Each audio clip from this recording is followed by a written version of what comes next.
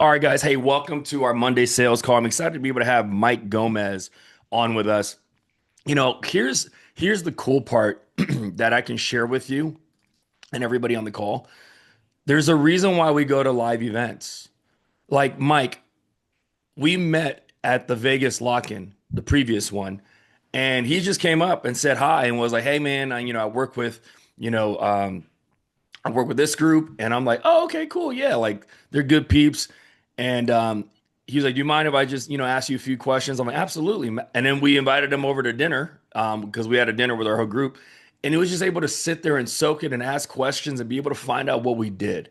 That's the beauty of this business, right? Is like if I wanted information, I would just go seek it, and that's what Mike did.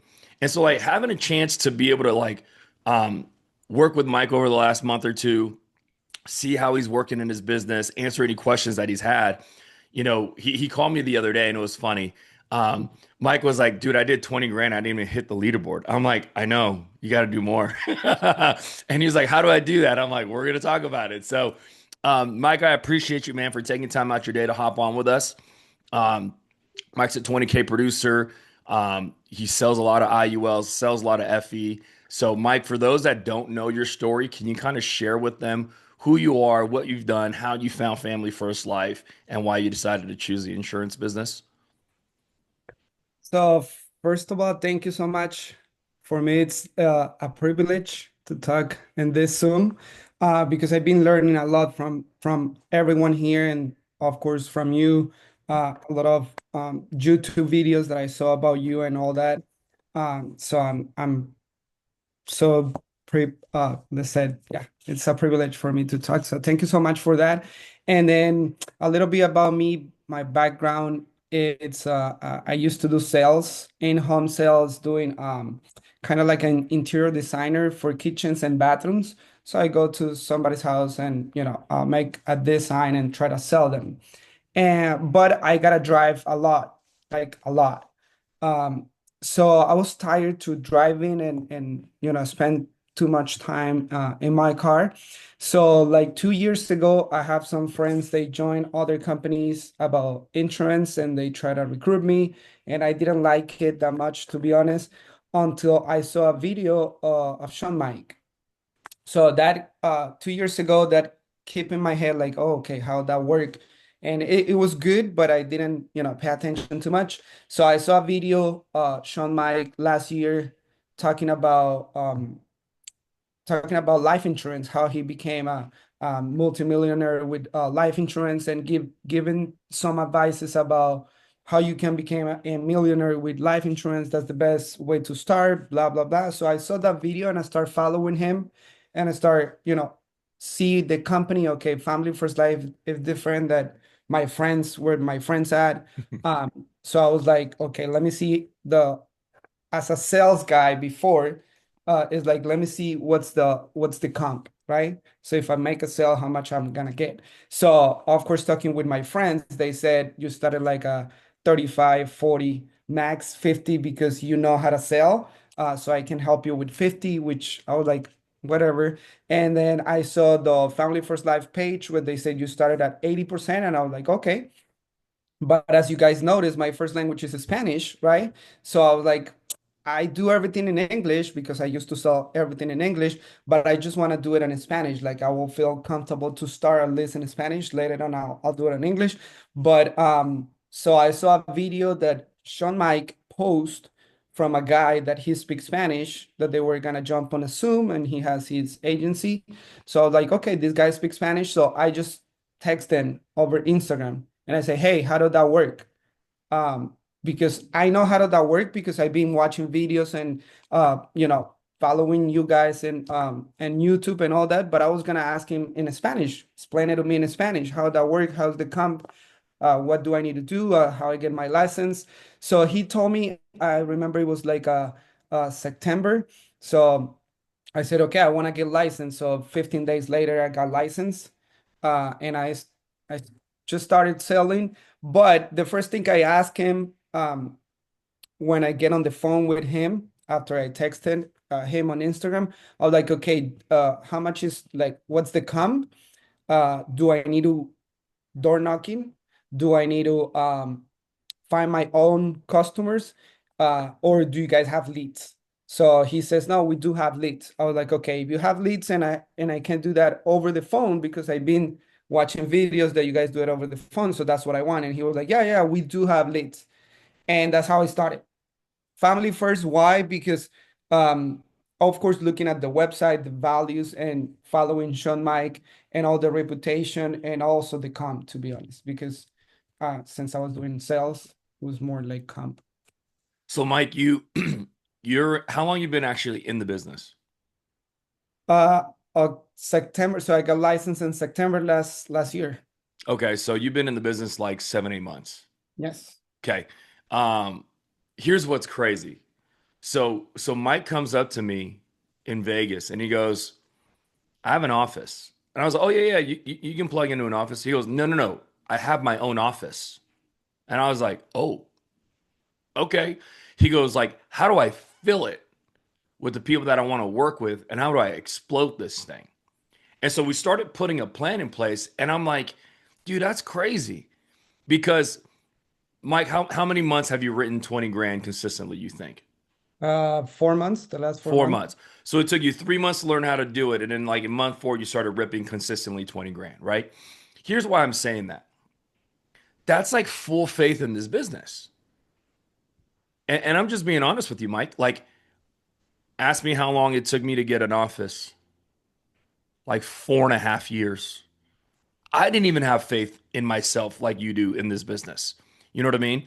And so the reason why I share that is because sometimes, man, like you need to have blind faith in what you're doing. You need to jump both feet in and go all in. And that's what he did. And what's crazy is he created an office in an area that already has an office. And he's like, I don't care. I'll fill it with our folks. I'm like, I'm in. You know what I mean? Um, one of the things that I can truly say, because there's a lot of nights that like we'll sell toward the end of the night. Like, Janelle and I will like usually Tuesdays and Thursdays and Fridays we're there late. Right. And Daniel and Brendan on there with us too. One of the things I can always say is Mike's usually there with us. And the craziest part is like Daniel and I, we're on the West Coast, right? Like Daniel's in LA, I'm in Vegas. Like, yeah, it's not hard to be on at, 8 o'clock on Zoom when it's Pacific Standard Time. But he's in Texas and it's 10 o'clock where he's at. And he's still on Zoom selling. And then it's like he'll have like the last sale for the day, and we're like, boom, fourth quarter magic. And then Janelle's like, isn't it like 10:30 his time over there? And I'm like, yeah, and he was on Zoom with us. And so like people wonder why, Mike, that you're crushing and you're doing 20 and it's not hard. See, that's the beauty of telesales is like you said, you don't have to drive around and go to everybody's house anymore. You can do it over the phone. And you can be in Austin and be selling clients in Bakersfield or like New York. It don't matter. That's the beauty of our business, man. Like, can you talk about that? Like, what made you want to get an office and do all that? So yeah, that's the magic of telesales, because watching those videos and learning from guys that, is they're been producing like over 50 and all that. That was one of the first things, because yeah, I do sales, but like I said, I gotta drive and all that. So you're capped at the end of the day, how many hours, how long it will take, how many customers can you see a day. So when I was looking at the business, and you can do telesales, like you just said, I go to the office and I stay there until, I don't know, 10:30, 11 if I need it, because my time is 11, but Pacific's time it's 8, 9, which people it's getting home from work, whatever they have Right. time. So that's the magic and that's the beauty of it, because you can reach, like, it's just unlimited, like you guys been saying all the time. Time is not like an excuse, because if you really don't have time, just wake up a little earlier, or just stay like night and call Hawaii. Right. There's that's the beauty. So that's what I really like about telesales.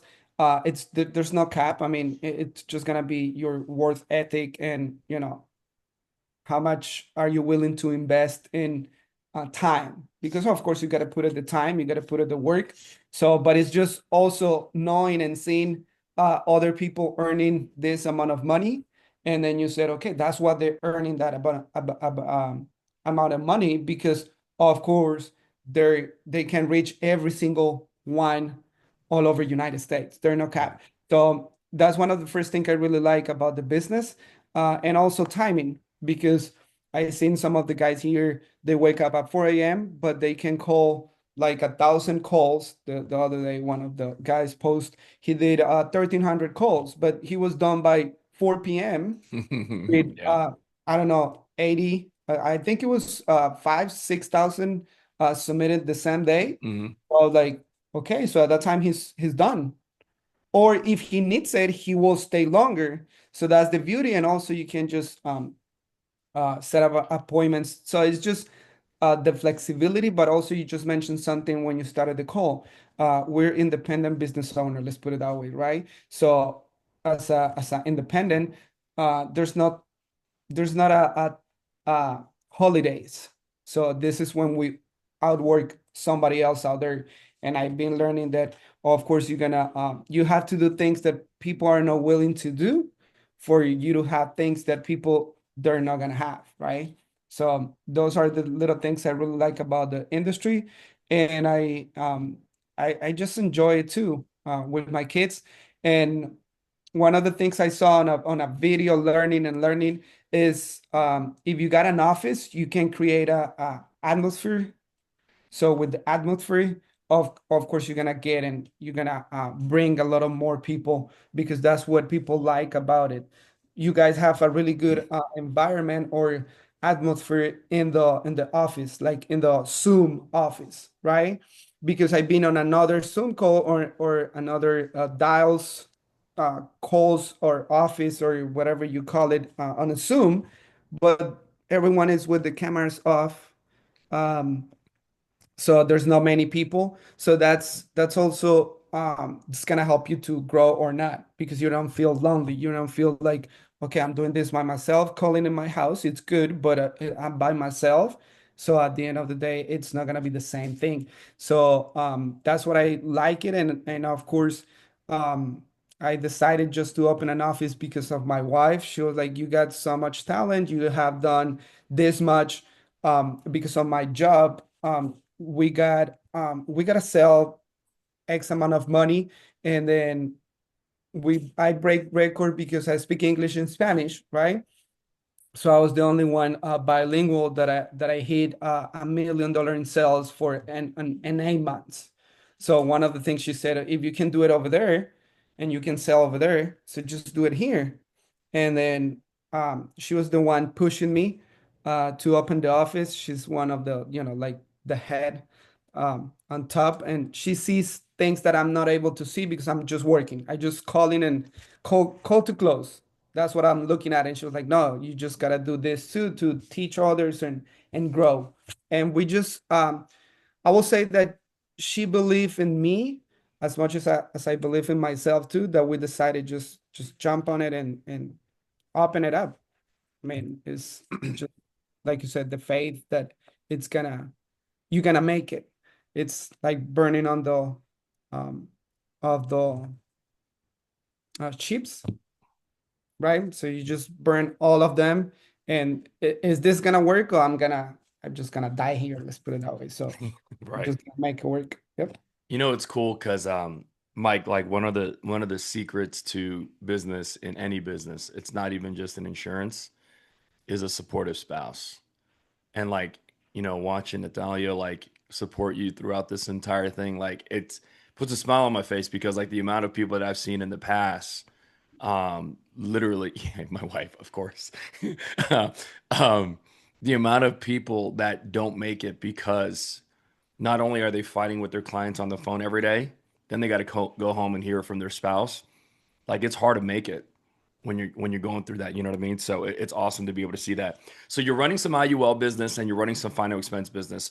What did you start with first? Did you start with both? Did you start with final expense first? And then did you transition into IULs? Like, how do you set up your day for that?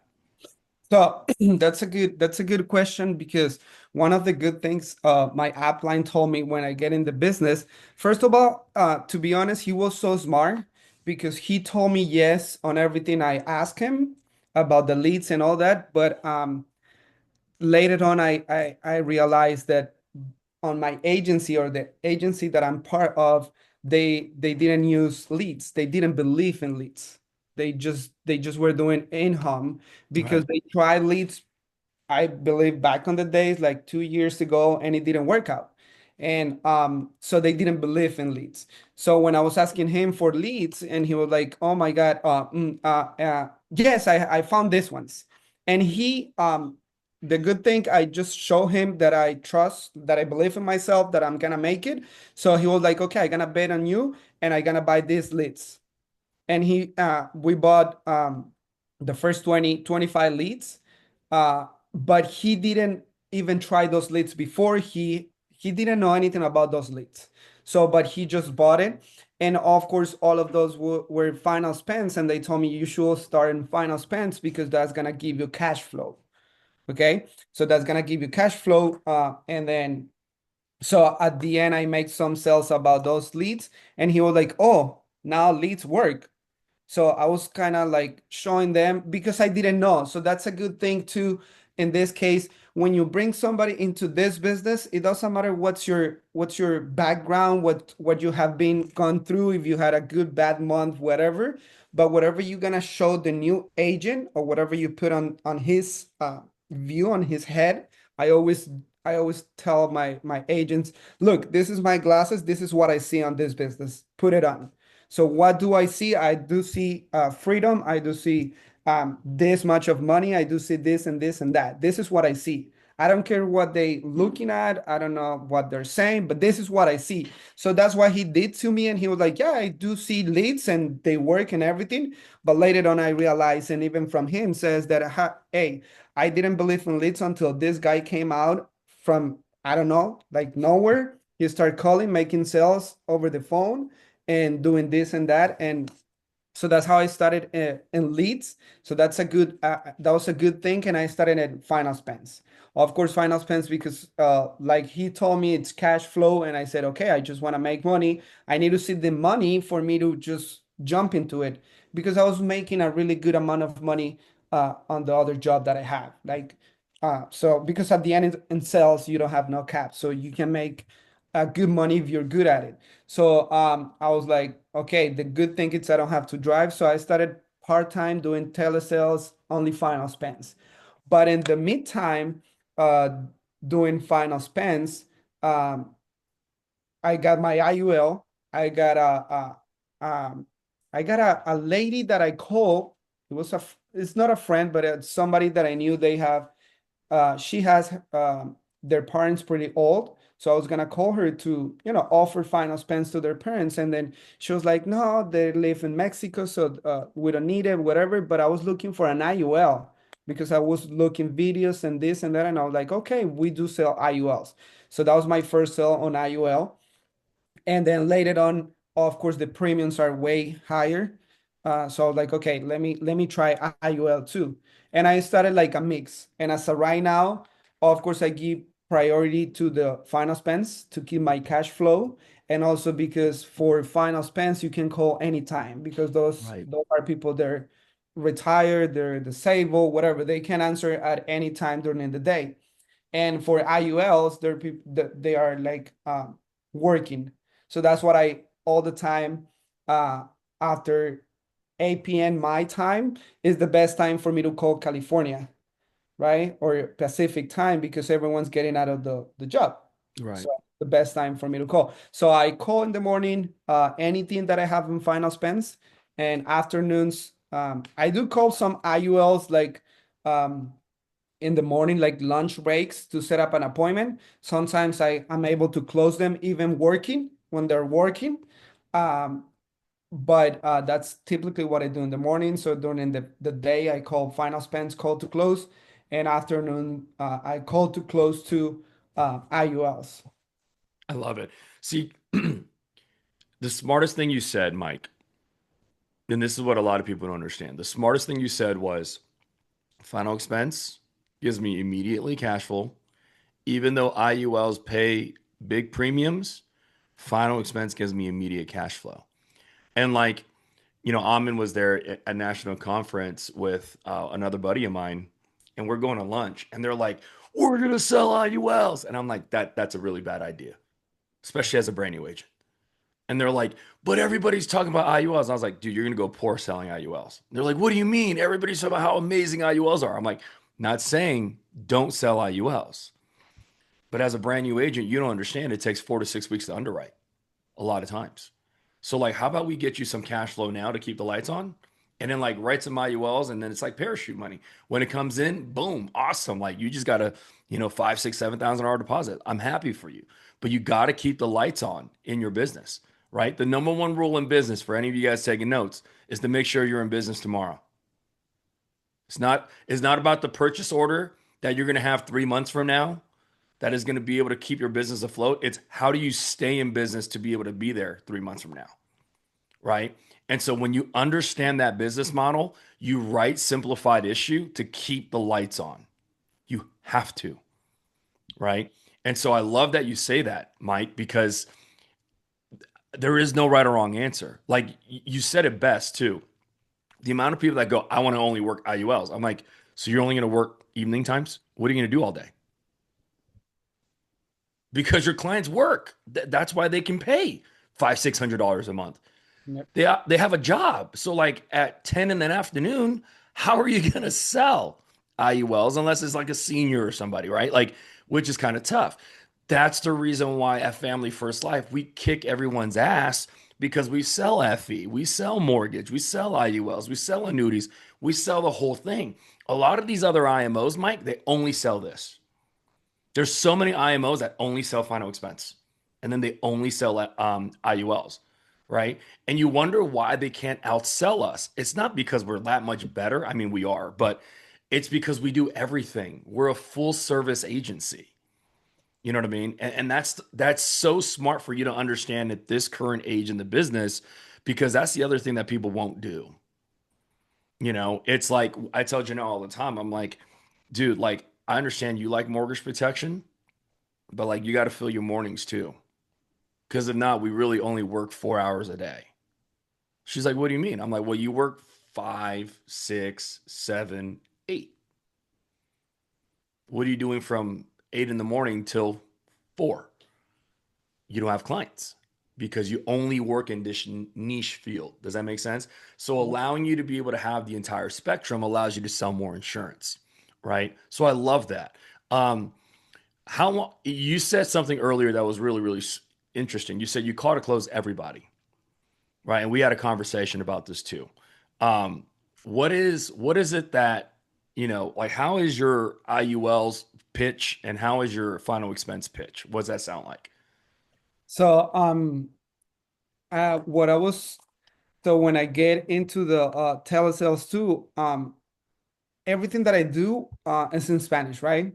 So Spanish clients are kind of different than English, but I just did. I'm one of the guys that I see something, it works, and I just copy and paste. I don't care uh, that I can do it better. No, I don't care none of those things. If you make it work and if you show me that it works, that's what I'm gonna do, right? So I always says everything's gonna work until you prove it's not, right? I have people that they're wanting to go in home, and I said, go in home. If you think it's gonna work, show me that it works until it's not, right? So in this case, I copy and paste a telesales script that I saw on one of the Zoom meetings. Somebody was crushing it, doing final spends. So I just copy and paste that and translate it to Spanish. Okay. So in English is kind of different, but my script in Spanish is the same. Even though the IUL or the mortgage protection, I just copy yours, the one you did the other day, and translate it. And of course, I add some words that I feel more comfortable to use. But typically, it's the same kind of speech, just translated with the customers in Spanish. So whoever now how to speak Spanish, they know that customers require a little bit more trust on the beginning. Yep. So they don't care about the product that much on the beginning until you're gonna make them trust you. So for me, my first 30 seconds for an speech is make them trust me.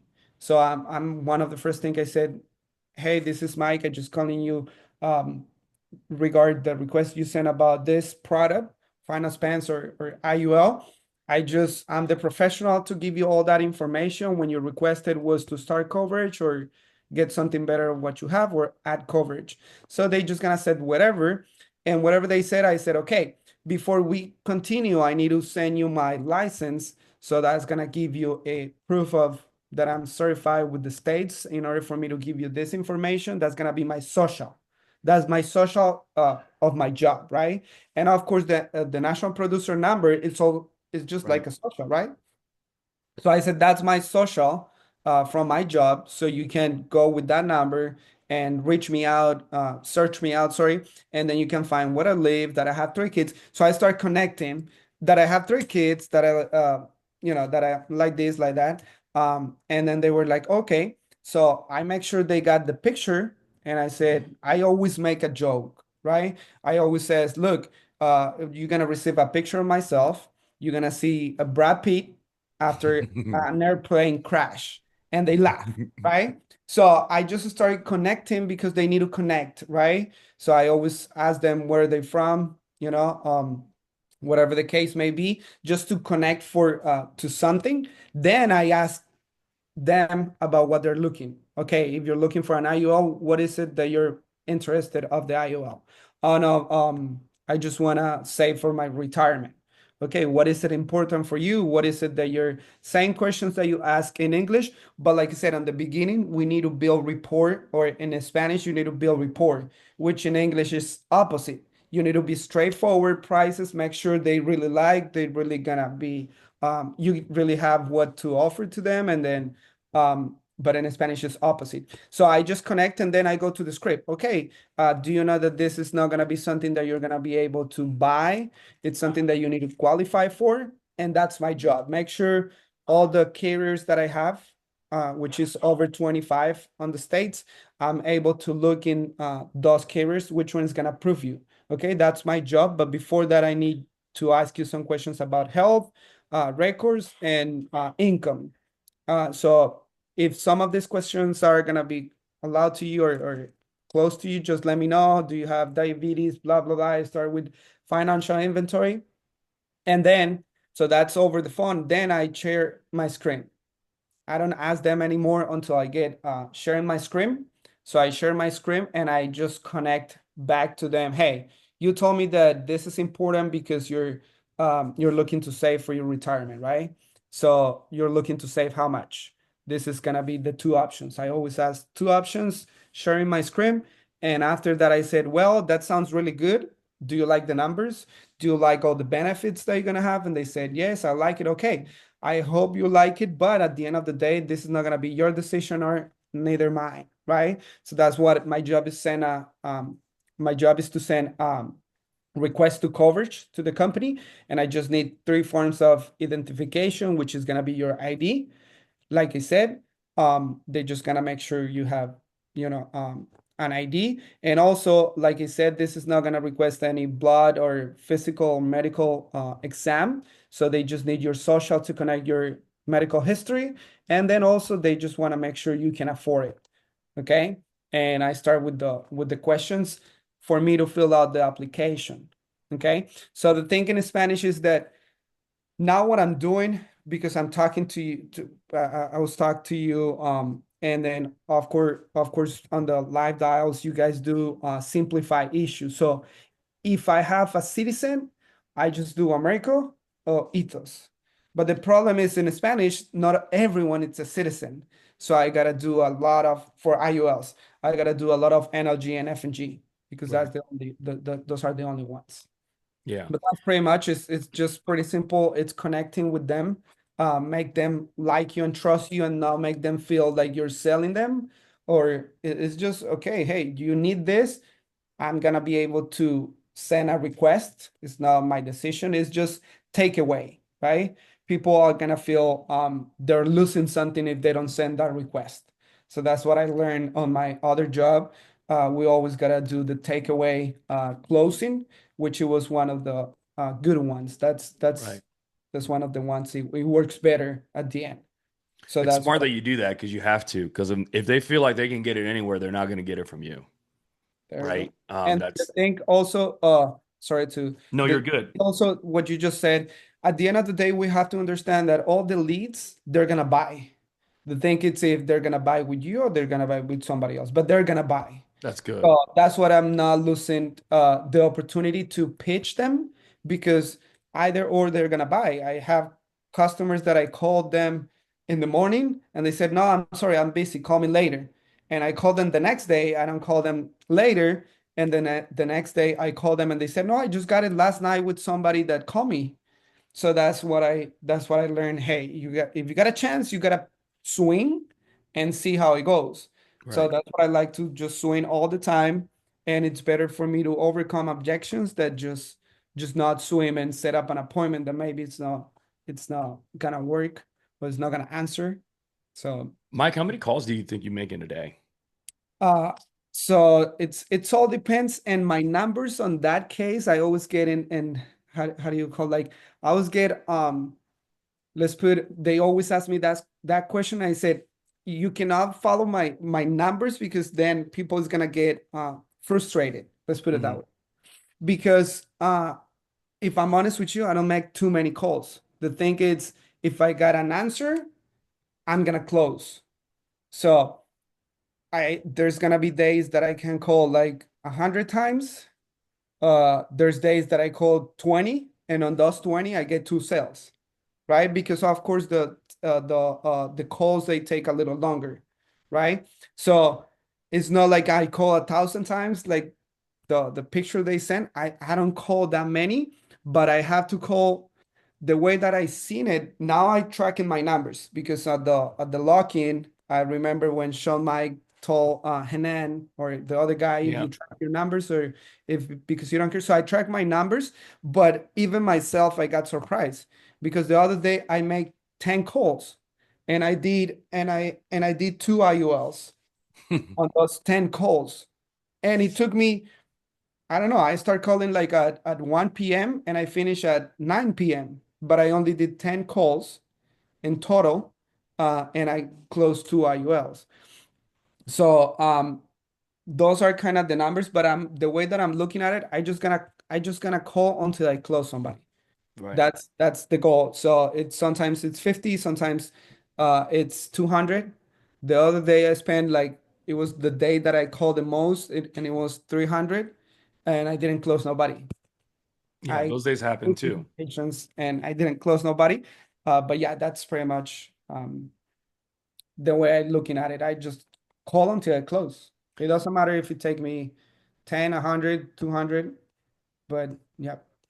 So here's what I want to ask. Do you call out of a phone system? Do you call out of your cell phone specifically? Like, do you have anything special that you do to get people to pick up? So no, I got a CRM, right?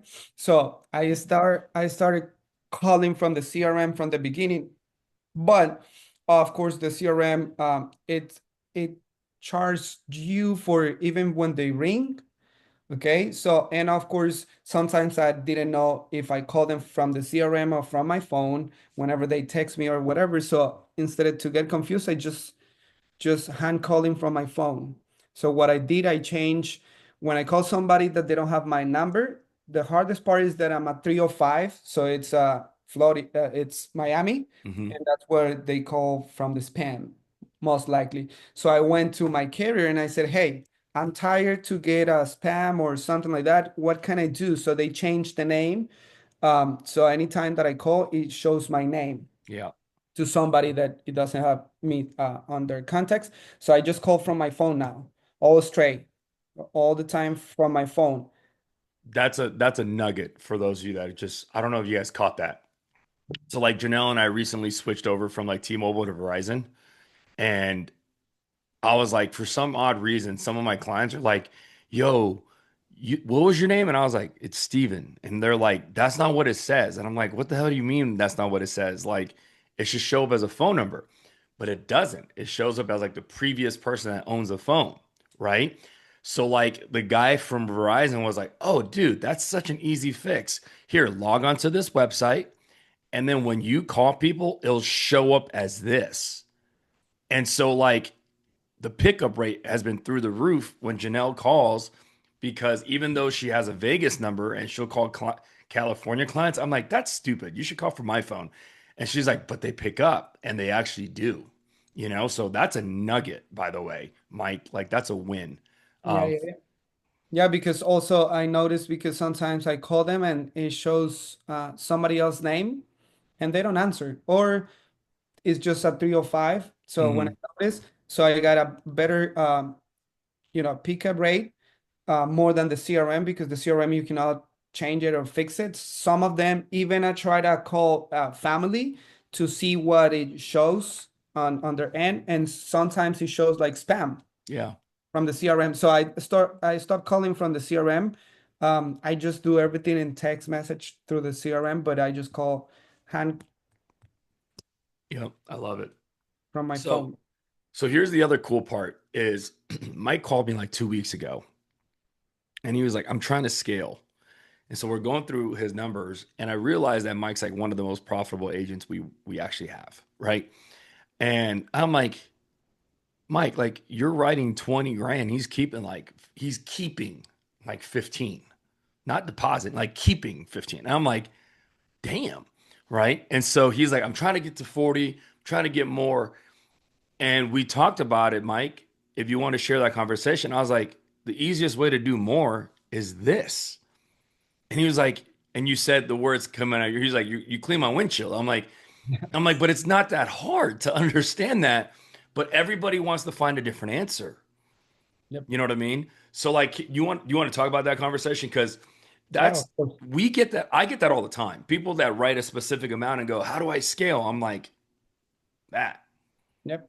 So the thing is that sometimes as an agent or as a person, um, when we want to ask something about scaling, we are waiting for an answer, but we're waiting for a specific answer, right? So when Correct. we ask, and if we don't get that answer the way we want it, it's like, no, let me ask this Another one person. better.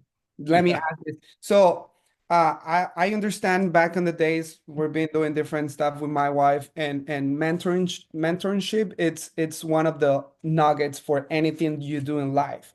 It's not only as a business owner, it's as a family member, a spiritual, like you gotta have a mentor that is gonna guide you on what they have, right? So in this case, um, I just wanted to scale because in the agency that I'm part of, I'm one of the Rockies, I'm one of the top producers. But when I look at your board, I was like, I don't even appear there, right? So I wanted to scale, so that's what I ask you. And then one of the hardest part to understand is that yeah, numbers don't lie, right? And you said something that it was like, I feel so dumb because I was like, yeah, duh, that's so easy. And you said, okay, if you're making this money, investing $2,000 a month in leads, if you want, and then you do 20K, and it was real numbers, right? You spend $2,000 on leads and you write 20K, you want to do 40. So now you're going to invest Four. 4,000, double it, and you're going to double the income too. And I was like, oh yeah, that's right. So it was that easy. But the thing is, sometimes we're expecting a really deep conversation, really like you gotta do this, you gotta wake up, do this affirmations, you gotta write these goals, you gotta do this and that. That's what we're waiting for as an answer, right? Because we wanted to complicate it, but that's not the real thing. Complicated is you complicate it. You are who complicated things. Things are one plus one are two. So if you're making 2,000, just double it, double the work. That doesn't mean you're gonna get double the return, right? But if you double the investment, money makes money. So if you're gonna double the investment, I'm 100% sure you're gonna be able to double the return, right? So that was one of the conversations we got, and it was like I told him that just he just cleaned my windshield, and I feel so dumb because it was that easy, but I was trying to figure that out, watching videos and trying to figure that out. And I was like, no, it's just my wife always says she's really good in creating stuff. And she's like, yeah, you just gotta do it and invest more. to make more. It's like as a person, if you invest time on yourself, you're gonna grow, right? And they always says if you put money into your mind will put money on your pockets. But in this case, if you invest more in leads because you believe in yourself, you're gonna make more out of those leads, right? You got more chances. I was listening to a podcast the other day, and on this business, it doesn't win who make the more calls. It just does win who has the more leads. Yeah. And that's all. Why? Because you got more options. Yep. Of course, you got more options. You got fresh leads all the time, or you got a lead flow all the time that you're not gonna get tired to calling the same people, trying to make them to answer. Um, one of the first interviews I got on the beginning in Spanish, they were asking me, Mike, if you got a batch of leads of 25, right? How long will you keep them and calling and all those things? I was like, what do you mean? I just call them all 3 times. If they don't answer, I got another 50, I got another 25 leads. And then if this doesn't answer, I call them this back, but I just keep in my lead flow. And then they were asking me too, how when do you notice those leads doesn't work anymore? And I was like, no, those leads are gonna work, right? I just gonna give it to somebody else because I don't have time to go back to these leads because I'm getting new leads, but not also new leads, but new sales. So Right. if you keep selling all the time because you got lead flow, I'm 100% sure you're not gonna get back to see how many leads you waste. It's not that you waste, it's just those leads. You gotta go through those in order for you to make this amount of sales with these leads. So that's the way I seen it in terms of leads. But also, you just blow my mind when you said, yeah, you're just gonna invest and make systems easier, right? I think you said it's different when you got a setter, right? And you wake up with appointments, and you just not gonna spend the whole day like call to close because of course that gets you if you don't know how to control yourself or your mindset or you haven't done this before never and ever in sales, it's gonna kick you out. It's gonna kill you. Why? Because that anxious and that breath of selling, everyone is gonna notice. So even though you call all day to close, you're not gonna be able to close the people you talk to because you're so anxious, you're showing the need. So they're gonna feel it and they're not gonna buy from you. They're gonna buy, but not from you. Right. And I heard one of the podcasts too that the guy says, look, it's weird when you have new agents and they said the leads doesn't work. And they cannot say that because if we got a lead, it's because they fill out a form that they were interested on the product, right? But the thing is when I give it to you and you call them, they're no longer interested. So where what part of the process is wrong? Is it the lead or is it because when you call it, they were not more interested? So we have to evaluate if it was the lead or if it was you. And the hardest part is to accept that it was myself, right?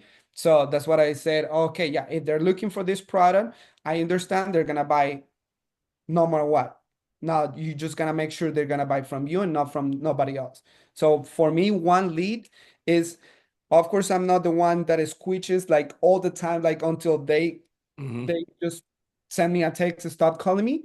But when I'm calling with a mindset that I'm gonna make this a good lead, that I'm gonna close it. And if they answer, I'm gonna do whatever it takes for me to keep on the phone with them, pitch them, try to do whatever it takes. Like I did that on Friday night.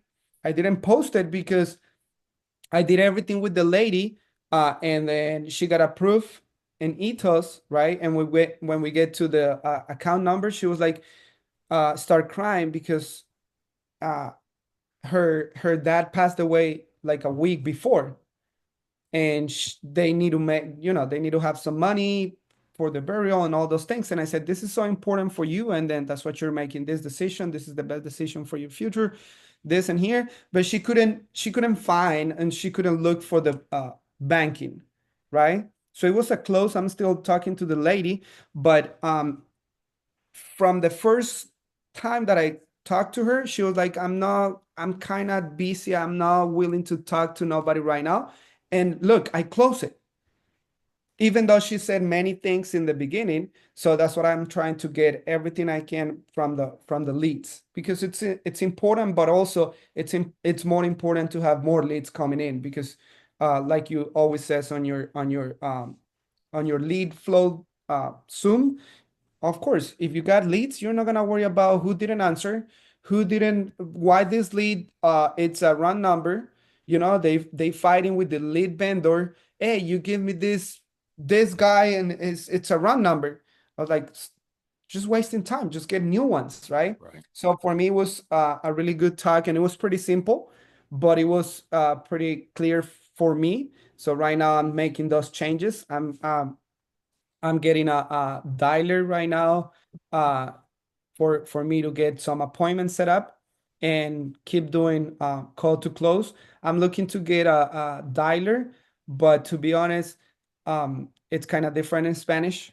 But I'm with a dialer, with a setter. I think it's gonna be, and also I just invest more in leads now. Yeah. Dude, I love that, man. It's always funny when people say these leads suck, and then you give those leads to somebody else and somebody makes a sale. Is the funniest thing in the world that that always happens too, you know?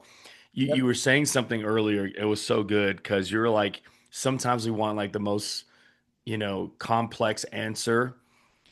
Because like when you're asking a question that you're trying to seek a specific answer that you think you already know. And when you don't get that answer, you just move on and ask somebody else because you didn't like the answer, right? And what I learned from a long time ago, like one of my mentors taught me this, Mike. He said, most of the answers that we have is easy. It's a very simple answer. We just won't accept it because if it's complex, okay, it's okay to fail because it's hard. But if the answer is very easy and simple and you fail, well, what does that say about me then? So a lot of us make it harder than it needs to be because we don't want the simple answer. Does that make sense? Which is Yep. why, like, when you called me and you were giving me your numbers, I was like, Mike, like, just do this. And you're like, yeah, like, I mean, that's what I did. That's what everybody else that I know does. You know what I mean? So I love that. As we wrap up, because we got a few minutes left, Mike, one of the best things that you have, an advantage that you have over me in this business is the Spanish market. And let me explain to you why. And like for those of you that are on the call, like this is a free agency tip right here. Recruit your weakness. Meaning I don't speak Spanish because I don't. Chinese. I can recruit someone that speaks Spanish if I want to be in the Spanish market, right? So like whatever that you don't have, you can always recruit in that to have it. Okay? Let me share with you why. Mike, you want to know why you're going to kill a lot of people here? Because we can't speak your language. So, like, imagine you get a lead, it's in Spanish. If I called it, if Janelle calls it, if Amin calls it, if Darren calls it, guess what? Can't talk to him. Can't even replace your business. Can't even get him on the phone. Can't even book an appointment. They won't let us in because we don't speak the language. You eliminate 70% of the US population because you speak Spanish. And it's kind of like what you said, it's built on trust. I can't speak the language to build trust. So therefore, I can't even get in. So your persistency is naturally going to be higher. Your closing is going to be better. And you're going to be a lot more profitable because you play in a market that we can't touch. Does that make sense? And so we were talking about how you were going to build your Austin office. And I was like, dude, the best thing I would do is fill that with Spanish speakers because nobody can compete with them. And it's going to be an unfair advantage. You look at what Digna's doing, there's a reason why she's doing what she's doing. It's Yep. not a secret that 99% of her team is Spanish speakers, right? Because of that very thing. So, Mike, I think you're going to do great things, man. I'm excited to be able to watch you do 40, 50 grand a month. I think it's a matter of time, honestly, because you're so good at this and so easy for you. It's just a matter of finding a system that you can easily put in place and scale, and then finding a few other agents that can do the same with you. You know what I mean? Yes, sir. So, if anybody has any questions, feel free to drop them in the chat. We got a few minutes before we wrap up. Um, Mike, my last question for you is why do you think brand new agents don't make it? That's that's one of the things I me and my wife talk about um all the time, and not only on this business, but we used to do a different business and anything in life, right? At the end of the day, is first of all because they don't know the process, or they don't know that everything takes a process, or everything takes time, and also believe in themselves. Sometimes it's better to believe in yourself more than in what you're doing, because if you believe in yourself, you know that you're gonna make it happen. But there's gonna be another times that you will believe, or you need to believe more on the industry than yourself. Um, but if I'm honest with you, what I see that it just make them fail, it's when people get into the business and they focus on others more than themselves, right? So when you get in a new business and you see people winning, then you get motivated to win, right? But then you keep focusing on their winnings and not on your on how to win yourself, right? And how you're gonna get better every day from the guy you were the day before. They just looking and compare with somebody else that they've been Right. in business X amount of time, and they said, "Well, I'm getting into this business because I can see people writing 50, 80K a month, and if I look at myself, I just writing 20K, right? So there's two options, and that's what people quit because they're looking at the people winning and they see a big gap in between and they said, I don't think I will make it. Look, this guy's making 80,000 a month and I'm only 20 or I'm only 10. So I don't think it's I don't think I will make it, right? And they keep focusing on how they make $80,000 a month, but they're not focused on they could make themselves 10,000 more, because it's not about how much, it's about how I get better myself.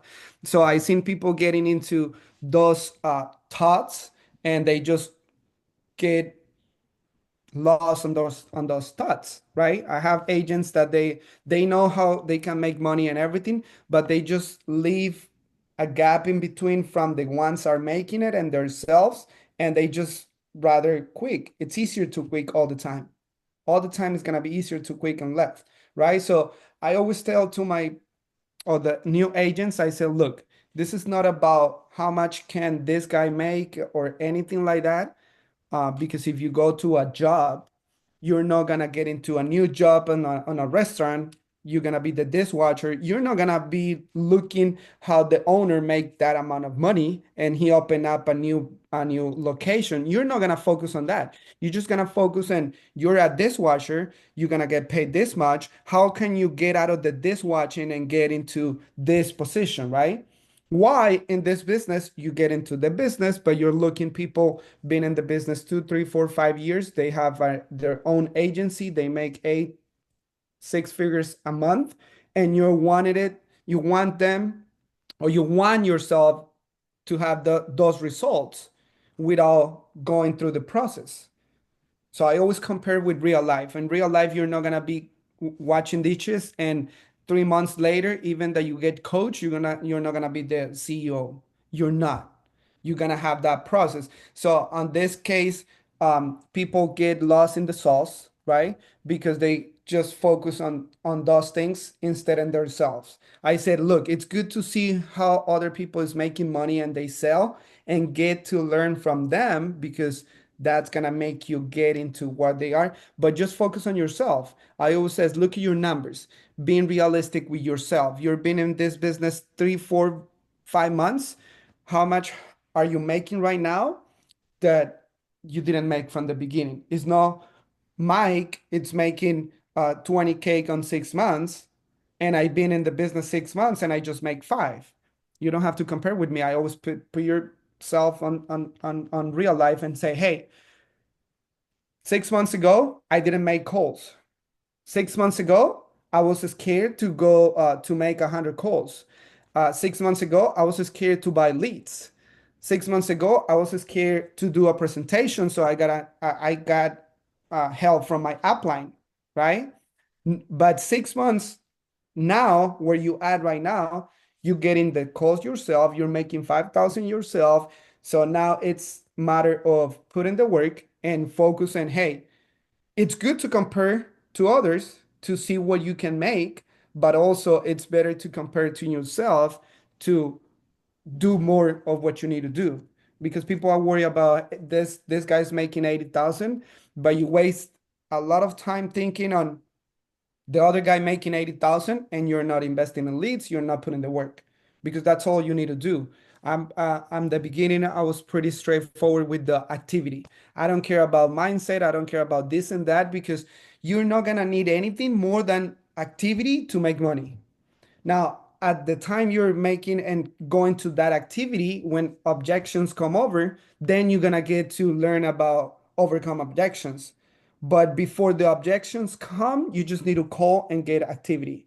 And also, I always says, if you're calling and you're putting the activity, putting the work, then is when you're gonna realize, hey, this is rolling. This is I'm going into these numbers.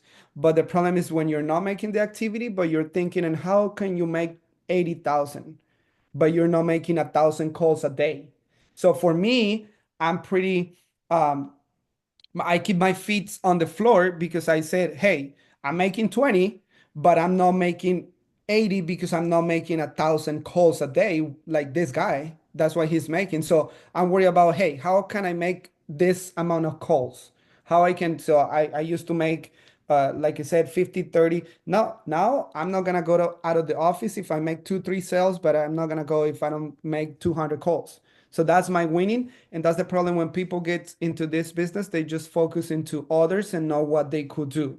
Because of course we recruit showing them what they could make by example from other. And that's our problem, because we show them, remember, I'm putting the glasses to this guy and I'm putting the glasses to this guy to see how Steven it's making 80,000 a month, right? So it was my mistake showing him how you can make 8,000, 80,000 a month on this business, but I didn't teach him what it takes to be at $80,000 a month. So I gotta teach them, or I gotta show them first, how can you make 5,000? How can you do 10,000? Because there's we got to be real too. Even for any people that you recruit, you don't know if that person it's making or they have done 20K a month or 10K a month, right? Now, if they haven't done done any of those amount of money on a month, and you're showing him how this guy is doing 80, it's just gonna interact on It's a on their scam. mind. They don't Yes. believe that it works. It's too good to be true. There we go. And more than it's they're not believe it's too good to be true. They don't believe that they will make it, because they're Correct. been making it 10,000 max on their currently job. So I sometimes it's just to be realistic and to see the goods and the bads for the agents. So that's what I like to ask people that they're making this amount of money, to expand my vision and to see what I can make. But also I'm asking those people that they got a really good week. I haven't seen these guys selling and they sold like 5,000 on 1 week. And I just right away I ask him, hey, what make what make you change from last week to this week to make 5,000? And they're gonna tell me something that I will like, oh, it's not about only 80,000 a month. It's also about this guy, it's getting better. That's what's so important, to plug to the meetings, to the Zooms, go to the events, because sometimes people making 80,000 is not gonna be your Chonan. It's gonna be people that they show from nowhere and they making some good money for them. So that's what I see people quitting, because yeah, they compare more likely with something that they think they're not gonna be able to make it. Dude, it's crazy you say that. And that was so good. We got to wrap up soon. Um, those people should be like an example of what you can do. Is the craziest thing, and I kid you not, like I went through this myself. Like I remember when we were in the field and I'd write 7 grand for the weekend. And I'm like, hell yeah, man. I just did $7,000 for the weekend. Like it's more than what I've ever made in my life. And then someone in the chat would be like, 15K, 20K in the weekend. And I'm like, I suck because we're constantly comparing against other people. But you want to know what the craziest part was, Mike? 7,000 for the weekend was probably the most money I've ever made at that time. And I'm mad about that. And so, like, this business, like, for anybody that's played golf, this business is like golf. There is always something wrong, and there's always a better score that you can shoot. You know what I mean? Like I'm in like you can shoot 79 and be like, man, I three putted that hole. If I got that hole back, I would have been shot at 70. Like we always do that in this business too. It's a business that will always you will chase perfection knowing you can't have it. And that's what makes it hard for people. And then what happens is when you look back on your life, like when someone's like Sean Mike slaps you in the head and goes, "What did you make this year? 250, only 250. What did you make prior to doing this? 20." Wake up. You know what I mean? Like that is sometimes the stuff that we have to do for people because we're like, dude, you did 20, you're fine. Like I understand you want to do better, but you were never doing 20 before this, you know? So last question, this comes from Jordan and Daniel, and they're basically saying that like Spanish people are stubborn. So like how do you deal with that when you're selling to them? So the thing is, that could be an excuse or it could be a reason, right? So it's always like the moms, they always says your kids could be an excuse or it could be the reason, right? So on Spanish speaking is the same thing. I mean, we came to this country to get better, right? To be on a better position and all that. So I just connect to them in terms of in terms of how their life are getting better or not, how long they've been in US and if they already achieved what they're looking for. And if they keep doing the same thing, right? Who's gonna tell you that you're gonna get better, right? So since they CERM, I always tell them, hey, it's time for you to change. It's time for you to do something that it will help you. That's why at the end of the day, for Spanish people, since it's hard for us to come to this country, it's hard for us to make it in this country or just do something good for a living. So since it's hard for all those things, that's what it's hard for them to believe, right? So in Spanish, you gotta be real and transparent with them, and it's not like a transactional; it's more like a help, right? Like as a Latino, we we can help each other. Um, so that's pretty much the thing. Um, but also, it's just with the family is different because you gotta show them. As of right now, I have my family, and they haven't bought anything from me either, and I don't care, and I don't push them uh, because of course they've been knowing me for the entire life. So when I get into this business, they see, oh, now he's doing this and that, which like a few months he was doing another things. So they're not gonna trust you. So you gotta show them by example, but also just add that value to the things. I always said people buy for there's two options, emotions and logic, right? But also the logic is harder to hit in somebody in order for them to buy it from you, right? So since emotions is the thing, so just make everything emotional.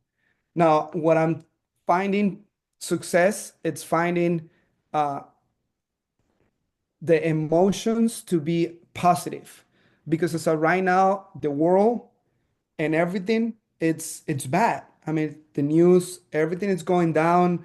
I mean, too many bad things, right? So if I change that mindset to the people that I talk to, hey, I know everything is it's going crazy, it's going bad, and it was worse in pandemic, right? In COVID, but look, if you do this with this plan, or if you do this with this, later on, your family is not gonna get a burn, or yourself. You're gonna have some savings on an IUL, so it's just gonna help you a little bit to overcome what is it today. Because I always connect with them. What about if you were saving money on 2010 up on 2019 when COVID hit? Will you be on the same position? Will you do something different. So the best time it was yesterday, but the second best time is today.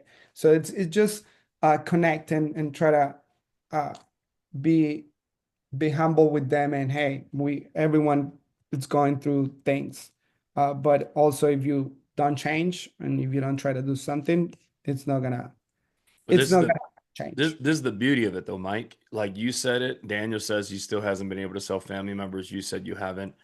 I haven't. The only family member I ever sold was my mom, and that was after I went Hall of Fame. Think about that. Because that's the beauty of having leads is we don't need them. That's why I share in the new agent orientation all the time. If our business model was like the other companies, I would have been out of business on day one. Does that make sense? But here's what I will share with you. And this is like psychology. There's a different answer.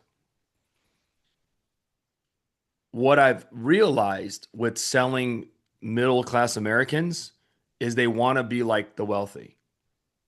If you look at like I'm only like I think Amin and my wife are probably the only ones on here that will probably understand. If you look at the Filipino culture, the aunties and uncles will always dress and wear all the name brand shit. They'll have the Louis purses and they'll have all that, but they don't have the money to have that. But they want to be like the rich and they want to look like the rich. And I take this opportunity to let them have that. Like, you know what the wealthy people do? They hide their money in life insurance. Here's how they do it. Now you can participate and be like them. Let me show you how. Opens up their eyes. The reason why you get a lot of times it's hard for you to get those term policies, because I'm not going to say the name of the company, converted over. This is the reason why people hate losing money. And you're like, what do you mean? They've paid into this policy for 10, 12 years. You're telling them to let it go, which is smart on our side. But they look at it as I paid into that for 12 years. I just lost all this money if I switch over to you. So, like Mike said, it's not a logic conversation, it's an emotional conversation that they're losing something. And this is how I parallel it with them. I go, hey, man, like you pay $560 a month for car insurance, and this new company gives it to you for $400 a month. Are you going to switch? They're like, yeah. I'm like, what's the difference? Because that's the parallel. The parallel was no, no, no. If you would have gotten a car accident in the past, your previous insurance carrier would have paid for it. If you would have died, or if you would have died, the previous insurance company would have paid for it. But the best part about it is you can save money, have a better product, blah, blah, blah, blah, whatever it is now.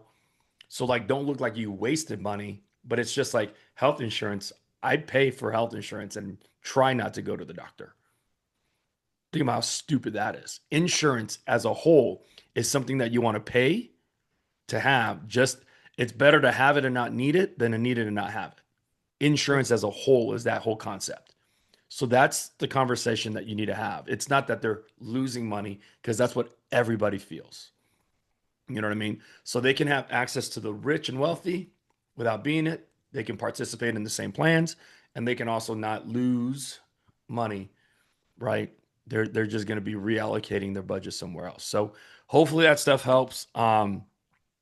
This upcoming Wednesday, we have Steve Booslog from Transamerica that's going to be joining us talking about their final expense product. It's a pretty damn good one. I'm excited for them to be able to give you some updates that I've been hearing from them. And they have some special products that they're going to talk about that nobody really knows yet that's coming on soon to compete. So I appreciate you guys. I know this went long, but Mike, you're a stud, bro. Thank you so much for hopping on. If there's anything we For can having do, me here. absolutely, man. If there's anything that we can do in return, let us know. So appreciate you guys. Have a great week and enjoy yourselves.